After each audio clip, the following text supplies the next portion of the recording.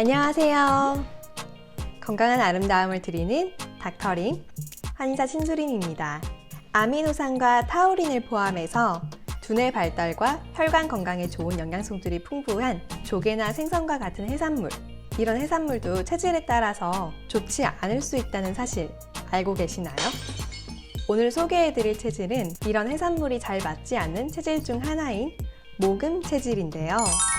모금 체질은 담낭과 간이 발달하고 대장과 폐가 약한 체질이에요. 그래서 이전에 소개해드렸던 금음 체질과 가장 강한 장기와 가장 약한 장기가 정반대인 그런 체질이랍니다. 모금 체질의 특징에 대해서 먼저 알려드릴게요. 이런 특징들이 모금 체질에 많긴 하지만 이게 절대적인 건 아니라는 것 이제 다 아시죠? 건강한 모금 체질은 대변을 하루에도 여러 번 보는 경향이 있습니다.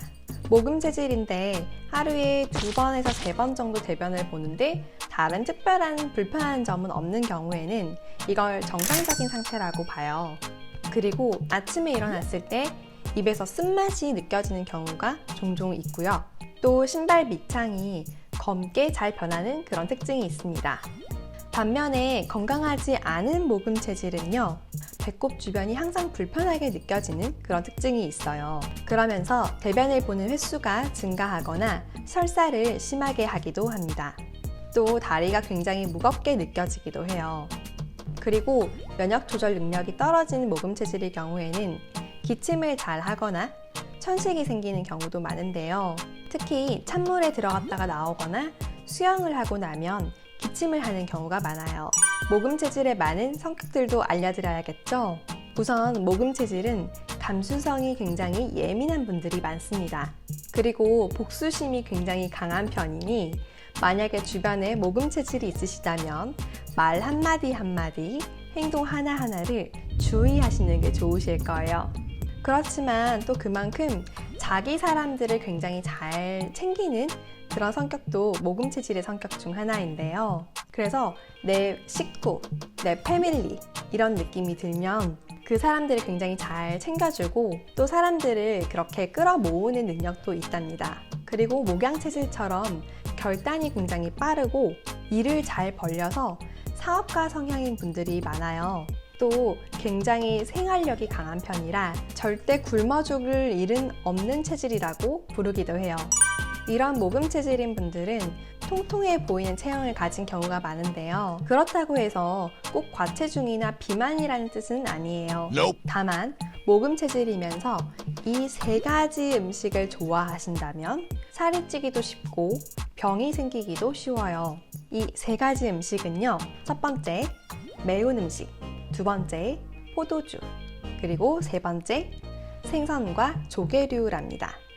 이런 음식들을 자주 먹으면 모금 체질은 피부색이 점점 어두워지면서 잘 붓고 아랫배가 자주 아프면서 소화가 잘 되지 않거나 설사를 잘 하게 되고 살이 잘 찔 수 있습니다. 특히 생선이나 조개류를 자주 먹으면 관절염이 생기거나 두드러기가 잘 올라오기도 하고 우울증이 생기기도 해요.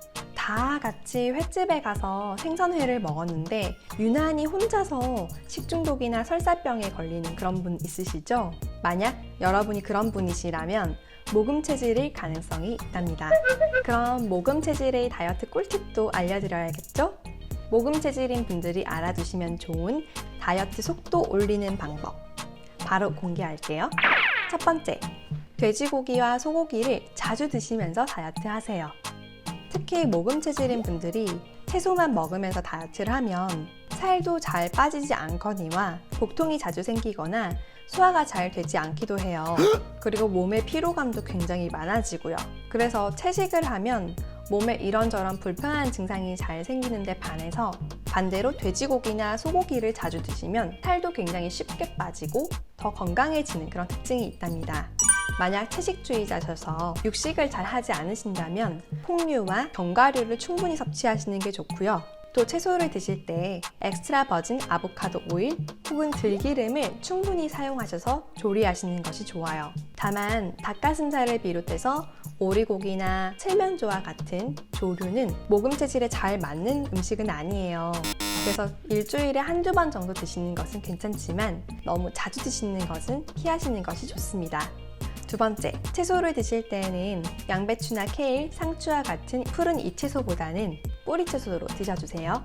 다이어트 할 때 좋은 뿌리채소로는 당근, 비트, 무, 마늘 등이 있는데요. 혹시 샐러리 뿌리인 샐러리약이라고 들어보셨어요? 샐러리약은 생으로도 먹을 수가 있고 데치거나 구워서도 먹을 수 있는데요. 혈액 응고에 필수적인 비타민 K가 풍부하고 뼈 건강에도 굉장히 좋답니다. 세 번째, 반신욕이나 족욕, 땀을 흘릴 수 있는 운동을 병행해보세요. 모금 체질은 땀을 흘려주면 지방 대사나 혈액순환에 훨씬 도움이 되는데요. 식단 관리를 하면서 반신욕이나 족욕을 매일 하시거나 운동을 하신다면 수영이나 다이빙과 같이 차가운 물에서 하는 운동보다는 지상에서 하는 땀을 실제로 흘릴 수 있는 그런 운동을 권해드려요. 그리고 목욕이나 운동을 하고 난 뒤에 덥다고 해서 차가운 물에 들어가거나 찬물로 샤워하는 것은 권해드리지 않아요. 오히려 따뜻한 물이나 혹은 미지근한 물로 가볍게 샤워하고 목욕을 마무리하는 것이 좋습니다.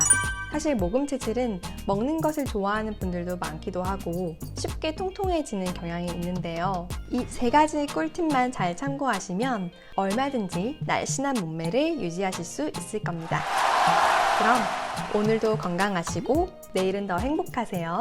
구독, 좋아요, 알림 설정 잊지 마시고요. 다음에 또 봐요. 안녕.